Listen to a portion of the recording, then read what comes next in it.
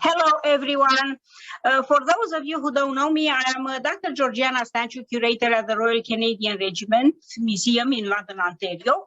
And I am here today to moderate a panel on challenges in education and public programming, military museums experiences. My colleague, Sarah Coates, public programmer at our museum, had the idea of bringing together several fellow public programmers within military museums in Ontario, though. And that is because we want to discuss approaches to programming and to share some of their experiences, what worked and what did not work. We believe this may be useful for everyone working in a military museum setting, and our panelists will explore different ways to create a program and how this can interact with all sorts of challenges, including those introduced by COVID-19 pandemic. We hope that our participants' experiences will bring an understanding of various methods and possibly new approaches that can be implemented elsewhere, and why not open a door to partnerships across the network and across the country, of course. If you have questions or if you found the panel discussion useful, interesting, or simply boring, please meet us in the live session in the afternoon. Before tackling our topics today, let me introduce our four panelists. Let's start with Shay Jones, who is the collections manager at the Garrison Petawawa Military Museums. She has worked at a variety of sites in Ontario, where she has had experience in both collections and education, including e-learning. Jeremy Neil Blowers doesn't need much of an introduction. We all know him as the executive director at the Ontario Regiment RCAC Museum, and more recently, OMMC Communications Committee Chair. Amongst others, Jeremy spearheaded a unique program centered around the RCAC Museum Ontario Regiment, the functional armored vehicles or tanks. Gina Heinbuckle-Bolick is the education programmer at the National Air Force Museum of Canada and in charge with the education department for nearly 10 years. An important part of her role is providing educational and engaging programs. And finally, Sarah Coates, the public programmer at the Royal Canadian Regiment Museum for the last 4 years. She aces public programming and education programs here, while showing a high interest for the collection, as she's an extremely knowledgeable and talented textile expert. So welcome, everyone. Thank you for agreeing to participate in this conversation. And let's start with our topic. The first one. More recent experiences. Since March 2020, we all had to re-examine how our programming is delivered, either virtually or in the narrow windows when sites were able to open. What is something that you have seen or tried which was particularly useful or interesting? What was successful? What were pandemic-specific challenges or anything about the technologies you had to use? So who wants to go first? I'll start with that one then, yeah. So, I mean, at our museum, I mean, we may have had the advantage that many of our artifacts are mobile.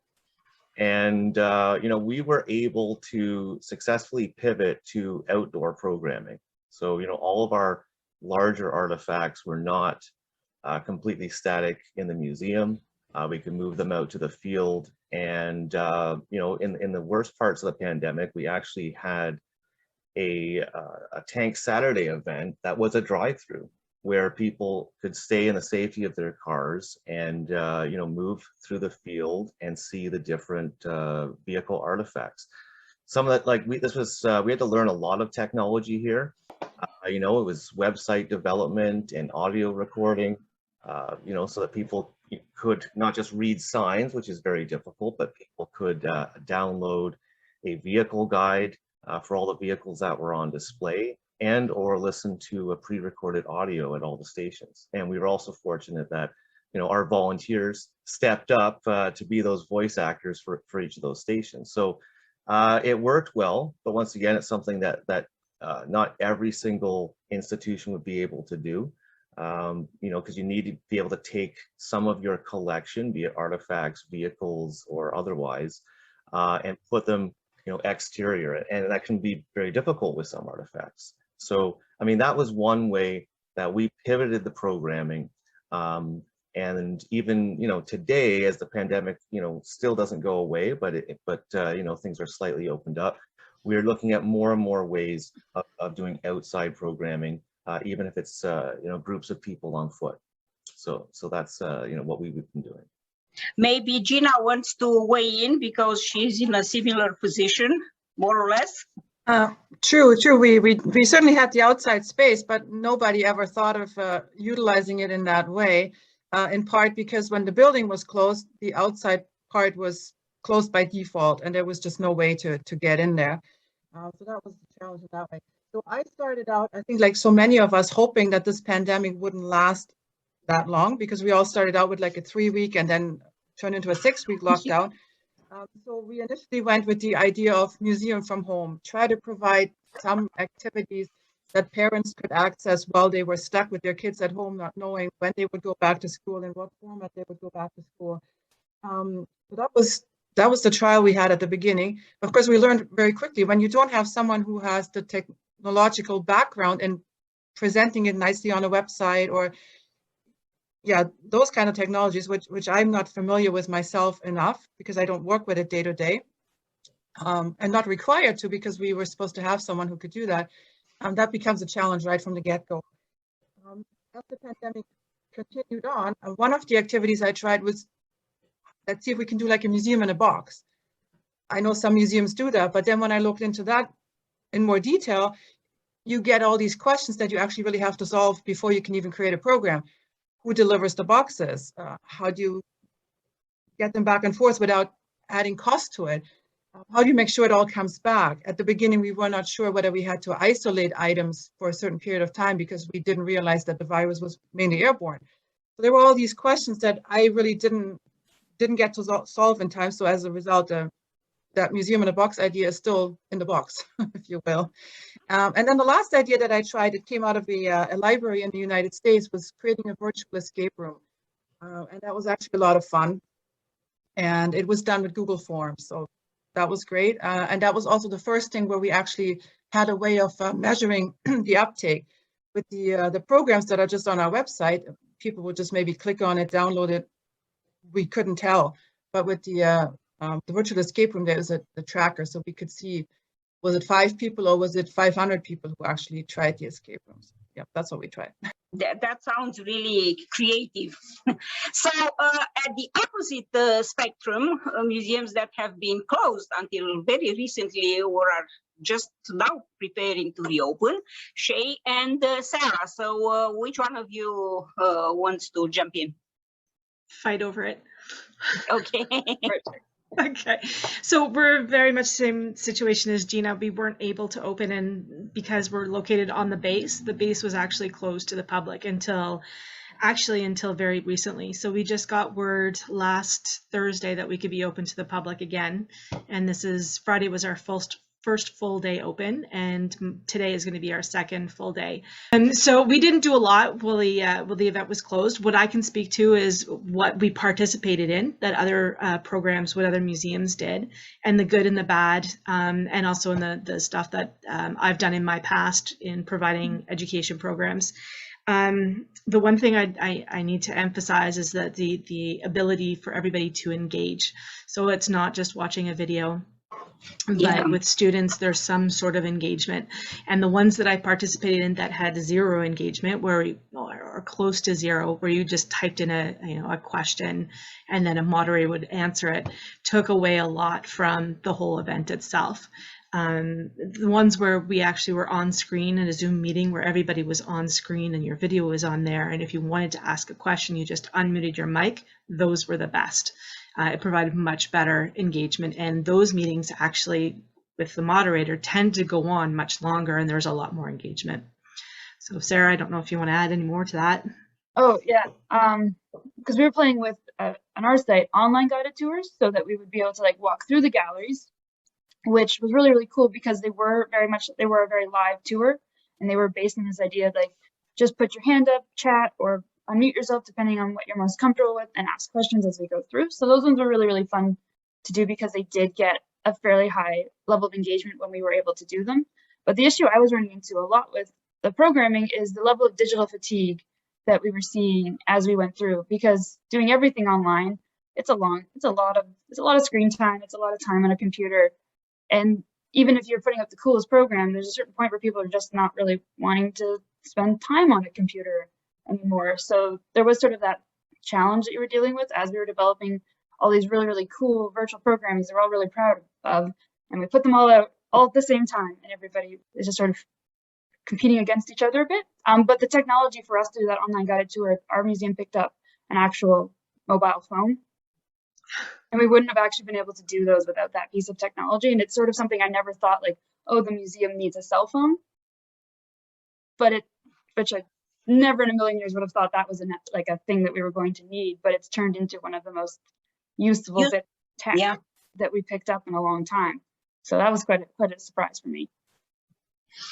I might add that the cell phone was very useful for all sorts of engagements in our case. And actually, Sarah worked a lot with social media and engaging via social media on live streaming and all that. So yeah, she's been, as I said, she's acing technology lately.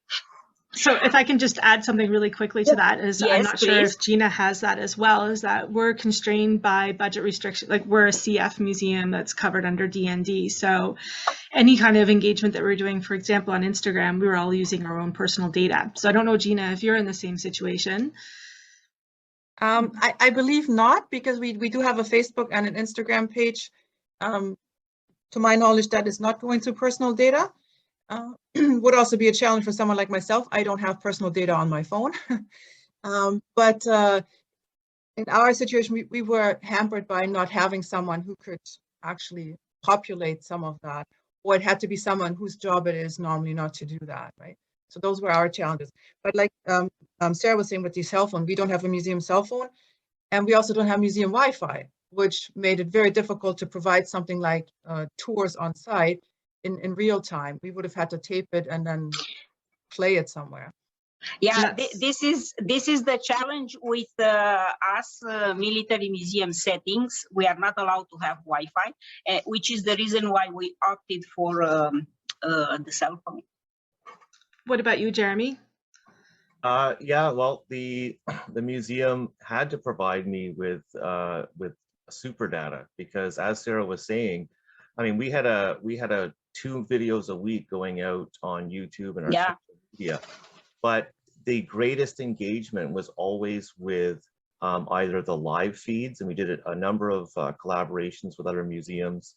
The cadet corps, as you know, across the country, were all virtual since March. It's been awful, and so we would be giving virtual tours, and it's really only with that sort of live element that you get that level of engagement. So yeah, we burnt through a lot of data. I mean, just last week we did a 2-hour live stream on this cell phone.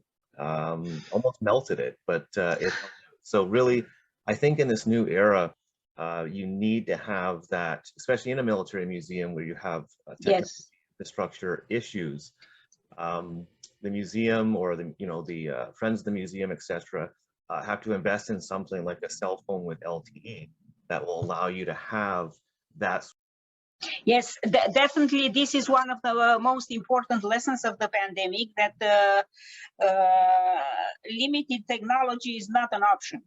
So we've experienced this ourselves, and I'm sure many of you. So with your permission, I would go to the next topic, and that is about challenges when developing public and educational programs. Most of these challenges come from following procedures at both ends, the public and our military environment, and range on a large scale of the physical reality of the site, the profile of the group, and more recently, health and safety requirements. So what do you think are some of key factors that you will keep in mind when planning, and how do they impact your designing of the program? Jump in on that one. Yeah, please. One that I ran into is you can create coolest program you ever did think of, but getting it in the hands of people is a whole nother stage of that process. The marketing and getting it out there is something that I have always found a very challenging part of the design. So when I'm thinking of programs, I've started to put in right from the first designing ideas is how am I actually going to make people want to do this, or how am I going to get it in the hands of teachers and that kind of thing. So that's something that I've really ran into as something I need to consider from the get-go when designing programs. Absolutely. And Yeah. Getting the teachers engaged is the hardest part of our job, is getting them to buy into the programs that we create and getting them into the classroom. And again, dealing with the teacher's level of comfort level with technology as well. So I mean, in my case, the situation was maybe a little bit different because the programs were established when I started, not to the level that they're now, but a lot of the teachers with a grade 6 program, the program runs itself essentially because they know about it, they know about the quality, so they keep coming back for the most part every year if it fits and if the teacher is still teaching the same grade. But I think one of the issues when you create no programs is how is your physical space going to work with that program? In my particular case, I mean, I run the programs while we're open to the public, so I have to juggle not having too many groups in the museum at the same time if I can, because if I have a particular airplane and I have the kids stand around that particular airplane for my program, it's not accessible to the public at that particular moment. And I've run into problems where we were moving groups around and then a visitor would go into an aircraft on the floor that we then needed for the programming. So it's like, how do I kick these visitors out? Because I need the plane now. I can't wait for 10 minutes because then my program rotation falls apart. So that's definitely one issue. Maybe you need to cordon off that section of the museum to the general public while you're running the program. That is very interesting. And the large spectrum from technology to site layout. So who wants to jump in next? Yeah, so I will. The challenges for us was accessibility of our programming, to meet certain mandates. As a Canadian Armed Forces Museum, we try to have everything bilingual in both languages.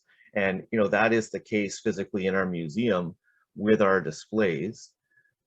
But how do you do that when you're moving into an era of more virtual programming if you just don't have the personnel who are competent in both languages? So I gave the example of our drive-through tank experience. And so we had, the ability, the downloadable vehicle guide for the tour was both in English and in French.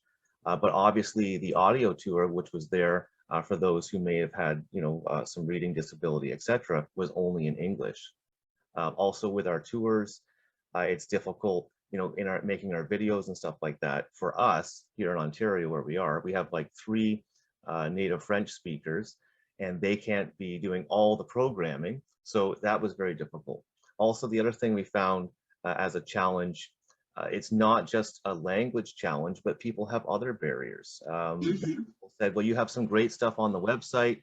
That's all great downloadable content, but what about, is it completely accessible? Is there the large type available for people with visual impairments, etc.? So, meeting, I think in the beginning you started about like meeting the requirement. We did our best, but in the technological era, servicing both languages, servicing individual disabilities that are not addressed in the technology is an ongoing challenge.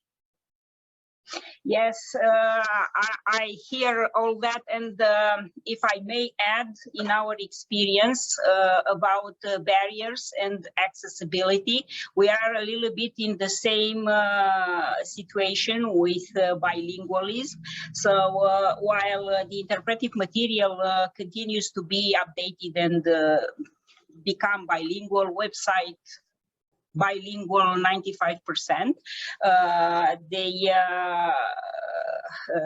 Digital engagement cannot always be bilingual, I'm sorry to say, but this is a challenge and an aspect that maybe should be addressed at higher levels, because it is just the situation. Yeah. Sarah, do you have something to add to this? Something that's not as specific to the COVID thing is just making sure that we have the challenge is making sure you have the right people to produce the programs and making sure you have the volunteers. And as currently we don't have a lot of our volunteers on site, we're not able to do that in our location. So we're very much like the staffing to support each of these programs that we're creating, of having enough bodies in the building available to be able to actually run and manage programs. It's something that when you're planning a program, you've got to be like, if I'm running this alone, how much can I manage?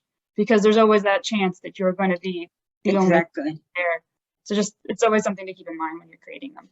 Of course, there are a number of pros and cons at every end. So can we move on to number 3? All right. So everyone in the panel works with the Ontario curriculum, which is very influential on many of our education programs, if not all of them. How can you approach the topic of using curriculum to create your programming, and how do you make this curriculum useful for you to play in your favor? Gina hasn't opened the conversation, so it's her turn. Yeah, sure. I can start on this one. And what I have to say is that obviously when I took over the programs, we really had 2 hardcore, if you will, curriculum-based programs. That was grade 6 with Flight and the grade 10 history program. Now, in the meantime, I have created programs for just about every grade. And the way I went about it is that when I started, and I was sort of waiting for schools to call me, and I said, well, what do I do in between? I basically just walked the gallery space and I looked around to see what we had on display and if there was anything that I could think of that could connect with the curriculum. And then over time, I approached it differently. I basically grabbed the Ontario curriculum and read through it. So I looked at the headings and I said, okay, well, here, grade 7, for example, I do something with wing shapes, because there is a science connection where they talk about structures and mechanism is a great one for the science component. So we ended up creating little wings out of paper, so things like that. However, I'd like to add one caveat to that. So as much as I am proud to have programs for all grades, there is the question of how useful that really is, because some programs will never have the same uptake as others. So you put all your time and energy into creating a grade 4 program, but chances are the teachers are not going to come, because there might be something else in the curriculum that fits better, so they go on a different field trip. And because they are limited in the number of trips they can go on per year. And the other thing I found is that I had a 5-6 group come, and then the following year, the teacher wanted to come again with his 5-6. And the parents of the kids that were now in grade 6 would balk at going to the same museum again. It's like, well, you were there last year. The fact that we ran a different program for 5 than for 6 didn't matter to them. In their mind, it was they're going to the same museum again. So you can never expect a school or a class to come every year just for a different program. So maybe it makes more sense to focus on the ones that are more relevant to your collection and your museum, rather than trying to cover the breadth of what's possible. Shay? I was just going to say there are 2 really cool acronyms for our museums that we can use. It's the STEM group, and then now we're the GLAM group. So the STEM, for those that don't know, it's science, technology, what's the E? Engineering, I think. Engineering and math, and then GLAM is galleries, libraries, GLA, archives, and museums. So I find that if you incorporate those 2 things together, there's lots in our museum that we can do with math and science and technology. You can really create something that'll hit a lot subjects. So that's really good for the elementary students. Not so great for the high school because they're more focused, but you can still add those things in. And we have enough historic stuff that we can throw in some old-timey slide rule kind of math to really challenge the kids, especially in the high school. To be honest, unlike some of your museums that have these programs, we just don't have those special personnel who are making the educational programs to the curriculum for the individual grades. So we've been concentrating a lot on the grade 10 Ontario curriculum, where they have to discuss the two world wars, and also we look at the social aspects. We widen it, not just about military and conflict, but we look at, because we're here in the Durham region, we took a look at the development of industry and how that was changed, the changing role of women in the 20th century. But then we also cater to sort of the college and university. We work with Ontario Tech University because we are a technology museum. Outside of the static display in the Regimental Museum, the vehicles are great examples of an advancement of technology over 80 years. So, we just haven't, when we do things for the younger grades, it's usually the teachers and the community developing that for us. But we've been fairly successful on just concentrating on what we're good at, which is the grade 10 curriculum, and also the technology piece for college and universities here in Durham. Yeah, for me, I actually really find working with the curriculum really interesting because I love to do cross-curricular, something I really enjoy, particularly for the grade 8s and below. I think someone already mentioned that is really, really beneficial because I love to look at a history program and be like, all right, we have them doing this one particular event in the regiment's history, and then going through the curriculum and be like, oh, I can talk about this in geography, I can talk about this in science. And I find that really, really interesting because I find it's a good opportunity to be creative in how we look at each topic. You don't have to just be like, this is what happened, and that's sort of all you need to cover. You can go into like okay, they had to get, we did one recently where I ended up doing Archimedes' principle because they're putting all of their equipment on a boat and like making sure they didn't sink. And I thought that was really fun and I really enjoyed it. I hope other people have as well, but I definitely enjoy creating that section.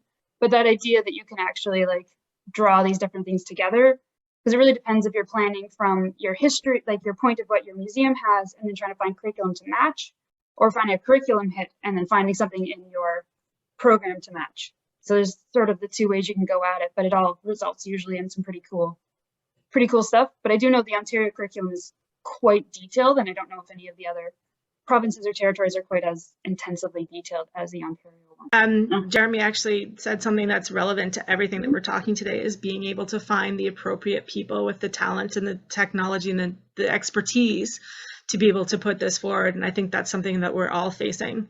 And it's a huge challenge that somehow we're going to have to overcome in the very short while. Here we are on our last topic, and that is, I left this at the end. It's about creativity.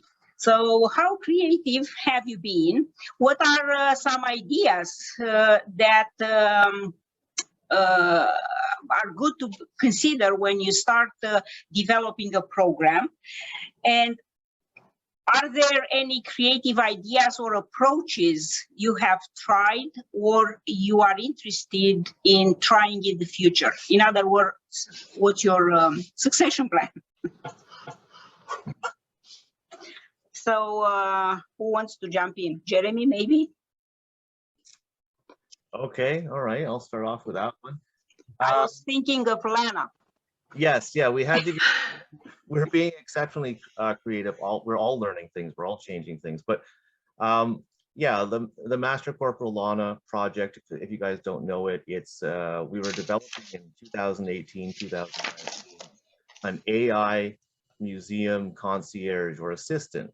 We don't always have somebody in the gallery. It would be nice if you had a virtual somebody who could answer questions, etc. So we pivoted that technology to do COVID-19 screening, but we're still working in the background on having that AI museum assistant do all sorts of things, and some of the things are incredible, such as having the AI assistant be able to visually identify metals and decorations.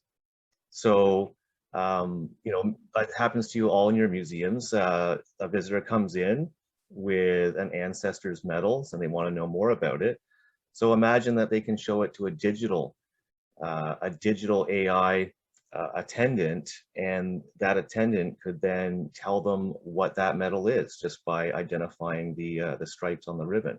So this is something really cutting edge we're working on with our partners at Cloud Constable. But once again, Georgiana, we had to pivot it because we had to move to a touchless technology. It wasn't about touching the screen anymore. So now we're working on QR code.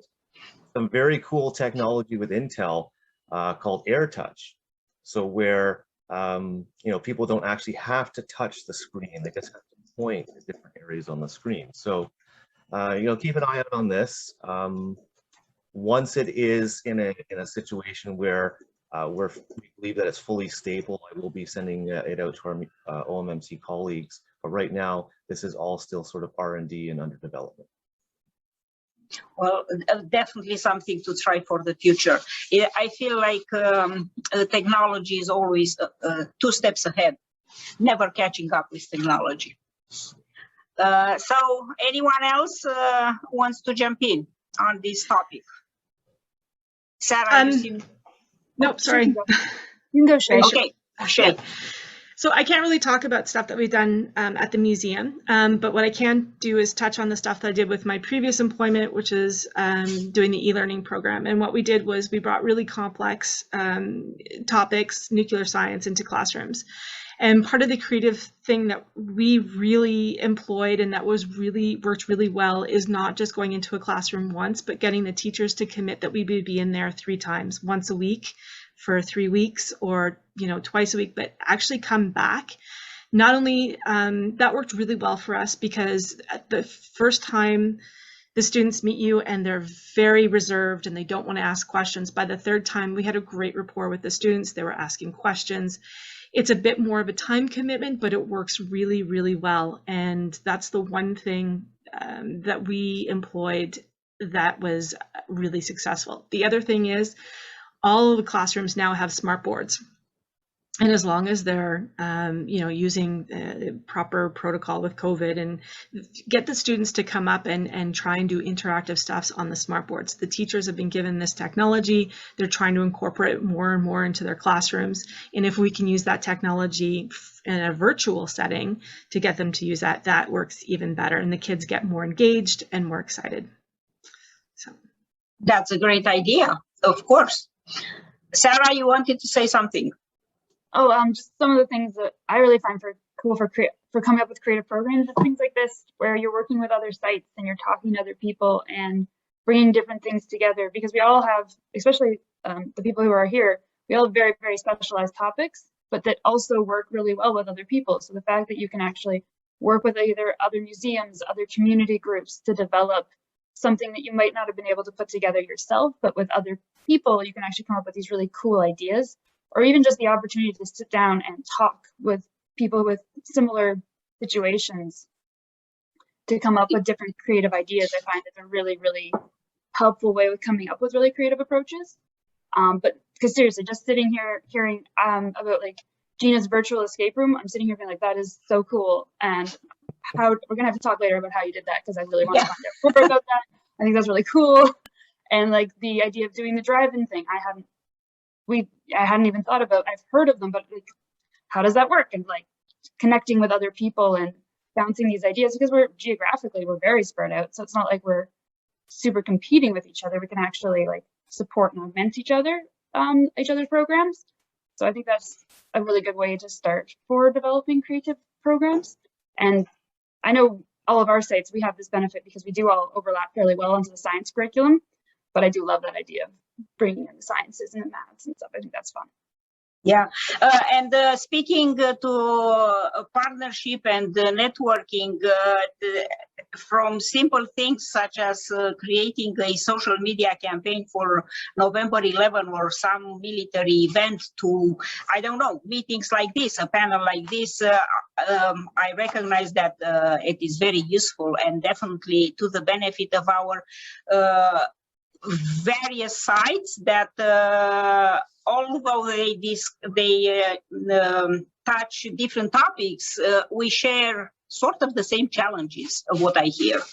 So Gina, do you want to say something to that? Yeah, I think one thing that will become a challenge at our site is the volunteer situation, because I run my programs with volunteers.